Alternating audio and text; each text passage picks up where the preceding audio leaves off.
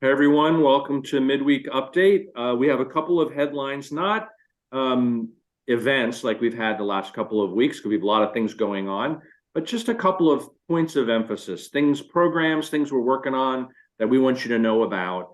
And one of those that we want to highlight is the the effort to end gun violence.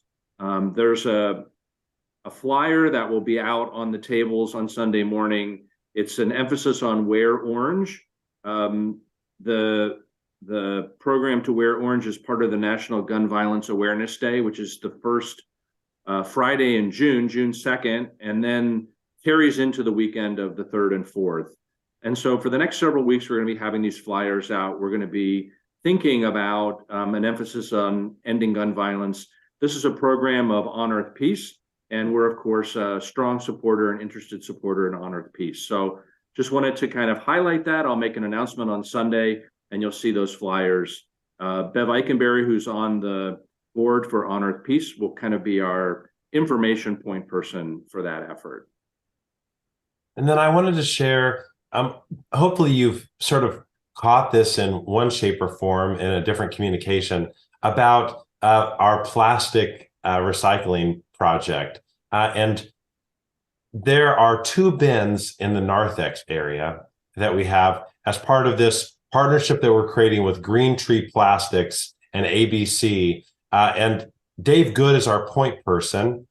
Some of you may remember that there's this same program that at one time was happening at the library here in town. And I know some of you have mentioned that you weren't sure what to do with your plastic things after that stopped. And the library did it so that they could pay for a bench or tables that we might be interested in both of those. And so out on our grounds, and we can get a discount and help sort of work towards purchasing tables or benches made out of these recycled plastics.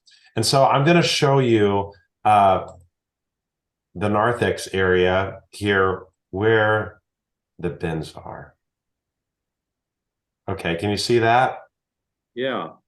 Okay, so here's a picture, and you'll notice below the plastic lid and prescription bottles only sign that there's 4 instruction areas, and that gives you the information that you need to know pretty much of what is acceptable for what they will take, what we're collecting, the different kinds of lids, the different numbered kind of lids, prescription bottles, and also important here for quality control, there are a few things that you're supposed to do. So, cardboard inserts are supposed to be taken out of prescription bottles, and some other specific things, washing the lids, those kind of things.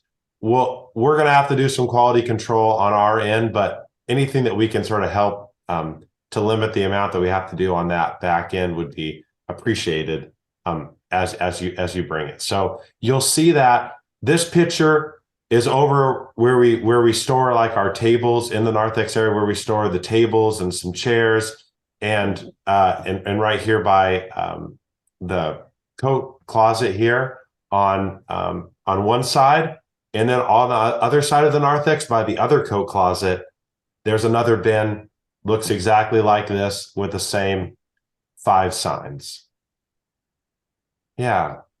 So, and I just mentioned to Dave Good the other day, these bins are almost full. So thank you to those that have already started bringing them in. We'll keep collecting them. And, I should mention, somebody reached out and asked about this as well. There's not a deadline. We're looking to do this for the foreseeable future. So start collecting, even if you haven't, keep bringing them. And we'll let you know if there ever becomes a point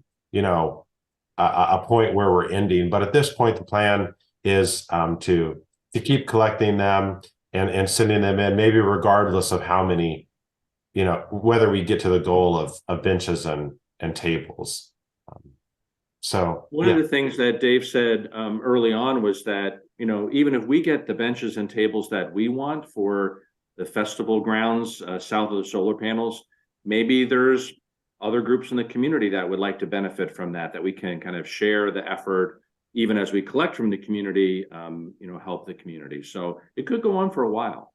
That's right. And also, I guess one other question that somebody had asked me was, do bring the plastic lids to us. Don't send them directly to the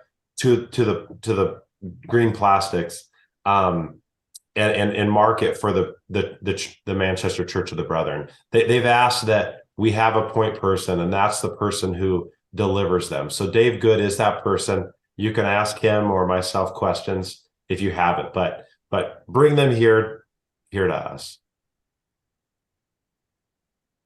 Okay, good. Those are our headlines. As has been our practice in recent weeks, we're going to look at a scripture that's for the upcoming Sunday and just do a little bit of reflecting together.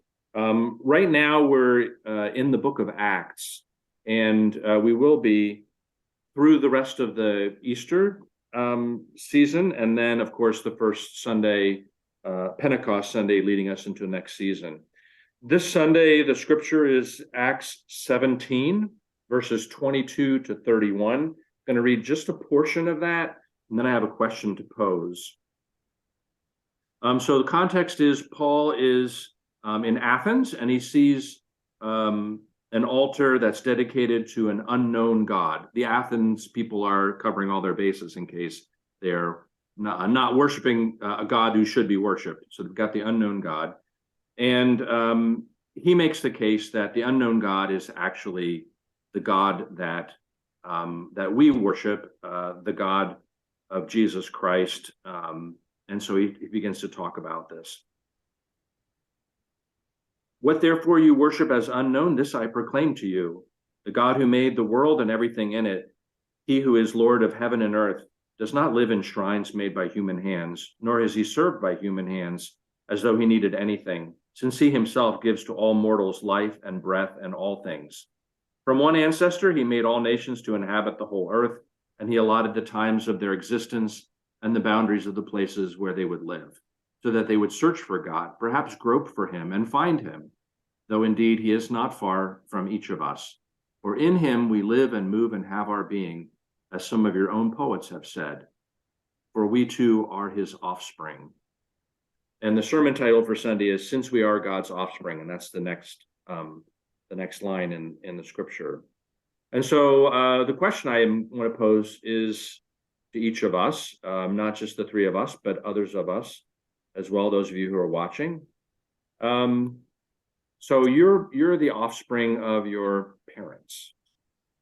And what is something about you that reflects your parents? Some quality that you would say, since I am so-and-so's offspring, I am this way, or I have this characteristic, or it's been noticed that there's this resemblance.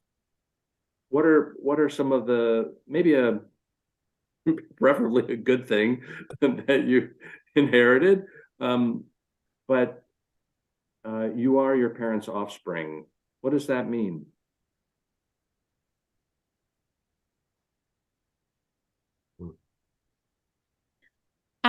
I'm gonna skip back a generation. Sure. I feel like it's too close to think about my mom and dad, but I think about my grandparents, Edgar Hummer and Eula Hummer, and physical resemblance. I have the hair and the way my body shakes when I laugh. You all see it most on these screens, is the way Grandma Eula's body would look when she would chuckle. And my grandpa Edgar was a farmer with an 8th grade education and a lifelong self-learning of theology and the Bible. So he was the one who always hosted the visiting preacher. He led Sunday school his whole life. He would sit. I hope I don't do this, but he would sit in one of the second row, right in front of the preacher, with his arms across his chest and his eyes closed because he was listening. I do that. And the preacher always knew when they had misstepped. because he would give a grunt. And then he always followed it up with a conversation. But I love that my grandpa kept learning, and that theological reflection and knowing the Bible. He read the Bible many times through in Sunday school classes. So Edgar and Eula. Good energy there for you as you think about that. Yeah.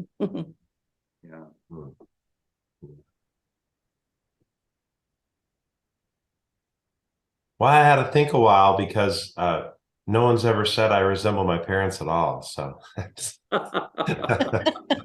oh my goodness. I mean, it's hard to, just pick one or two. I feel like obviously there's a lot of physical resemblance all the way down the line on the Hendricks side with my dad and my brother and my uncles, and then my grandfather on that line. Very similar nose and features and height and those kind of things, and sort of big low voice.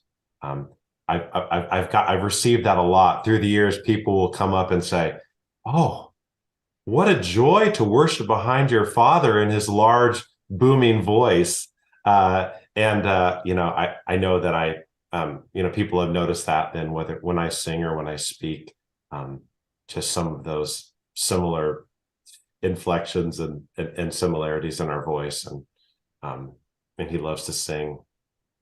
But my mother's probably where I get more of the similar personality traits that I've been told or that I see. I think one that people just mentioned is just the sort of the boundless energy to pitch in on things. Just people will always note just sort of, how do you keep going? How do you keep putting once you guys get going, you guys don't like to sit down and stop, once you just keep moving.